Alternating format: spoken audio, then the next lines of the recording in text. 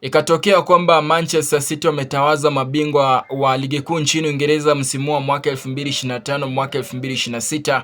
Basi meneja wa klabu ya Manchester City Pep Guardiola ana sababu ya kutowapongeza wachezaji wake hawa Phil Foden, Jeremy Doku na Ryan Cherki, bila kumsahau mchezaji Erling Haaland. Hawa wachezaji kiukweli wamekuwa moto wa kuotea mbali, wamechangia pakubwa kuhakikisha kwamba Manchester City angalau wanasalia katika title race.